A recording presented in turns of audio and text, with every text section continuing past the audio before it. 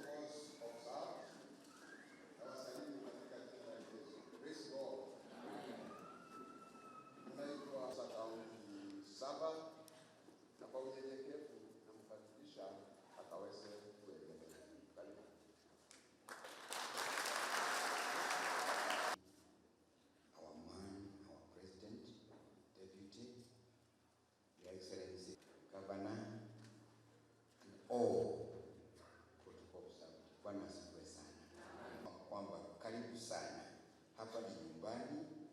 Tuna mama yetu ambaye sitaki kupoteza nafasi, nataka tuombe ili tukaribishe yule ambaye ataleta neno la Mungu ili tupate kugawa wakati. Wote ni wamisho wetu, tunafanya kazi kwa Mungu wao, na hapa yenu tunashirika mzuri sana kwa mamisho ambaye ametoka mwingi ambaye atatuletea neno la Mungu. Karibu sana.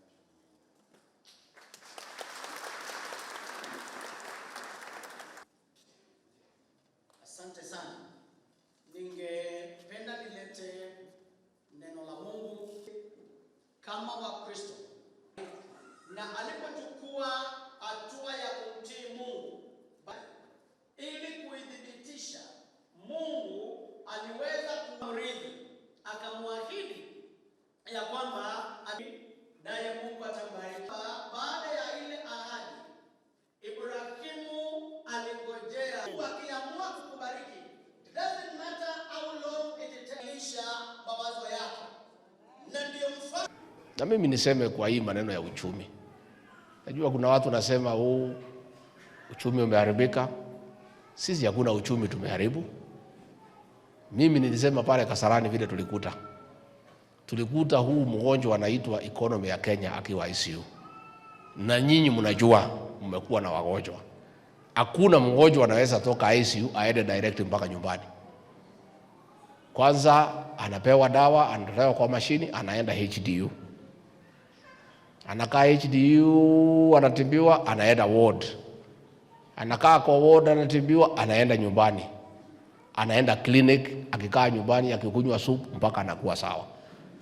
Sasa hii uchumi tulikuta ICU, tumerekebisha ikaenda HDU, tumengangana, sasa iko kwa ward. Ikifika mwaka ujao ataenda nyumbani. Na hata akienda nyumbani kutakuwa na clinic na ataenda na madawa. Ataenda na madawa. Hata nyinyi mnajua kuna mtu anaweza toka ICU aende nyumbani direct. Sasa hii watu nataka mgonjwa atoke ICU asubuhi afike nyumbani saa 8. Haiwezekani. Lazima akuwe pale, na wanasema tusiongee ati vile ilikuwa. Hata ukienda hospitali lazima ujulikane ukiingia ulikuwa na kilo ngapi. Si ndio? Na ulikuwa na magonjwa gani hapo mbe? History ya mgonjwa ni muhimu. Kwa sababu wewe ni mgonjwa, ndio ujue ni dawa gani utampatia, lazima uangalie historia yake. So wanatuambia msiseme vile mlikuta, nyinyi fanyeni. Tutafanya ndio, lakini lazima tujue history ya huyu. Alikuwa sukari iko juu, damu nakimbia, so usipee dawa hii, patia hii, kwa sababu ukipatia hii inaweza haribu, kwa sababu alikuwa hali mahututi. Na ndio hata unaona mtu akitoka theater hawezi kuenda kuanza kukula ugali, anaanzana na supu, kwa sababu ya ile hali ya mwili vile ilikuwa. Sasa tulikuta hii mgonjwa wetu anaitwa uchumi wa Kenya pale kwa ICU amewekelewa mashini, ako karibu kwenda. Mungu ametusaidia, ndio huyu ametoka ICU. ICU ametoka, ako pale ward. Sasa hata anatoka anaenda bathroom na kurudi, ameanza kuongeza uzito, ameanza kuwa na appetite. Si ataelekea nyumbani? Ataelekea nyumbani. Mguwe na imani, na lazima tueleze watu ukweli. Najua mimi wananidharau, mimi naongea ukweli. Unataka niendelee kusema ukweli ama niseme uongo? Mimi nitaendelea kusema ukweli. Hii serikali tulipoingia, tulikuta wale wa mama wazee 70 years and above walikuwa nakaa miezi 10 hawajalipwa pesa yao. Kweli ama uongo? Tulipoingia tumewalipa pesa yao yote, na every month kabla ya tarehe 28 wanapata ile marupurupu yao. Ndio hao wazee waweza kuishi kwa heshima ile ambayo inastahili. Mambo ya pombe, madawa ya kulevya tumeng'ang'ana, lakini machief wameanza kuregea kidogo na county commissioner. Nitawakaza kabla hii Christmas, kwa sababu hatuwezi kubali sisi hao wachungaji wanaombea watoto wetu. Sisi tunawapenda. Watu wengine wanatuuzia sumu, wanasema ni wafanyabiashara. Sasa wale mmefukuza hapa deputy governor, msikubali warudi. Msikubali, nyinyi mchunge hebu yenu. Msikubali takataka kuletwa hapa. Msikubali sumu kuletwa hapa governor. This is your territory. Wewe ni governor. Mchunge, kila mtu achunge kwake. Kila mtu akichunga kwake hawatakuwa pahali ya kwenda. Na wale hawataki kuchunga muachane na hawa. Nyinyi mchunge Embu. Don't allow them to bring back poison to our children.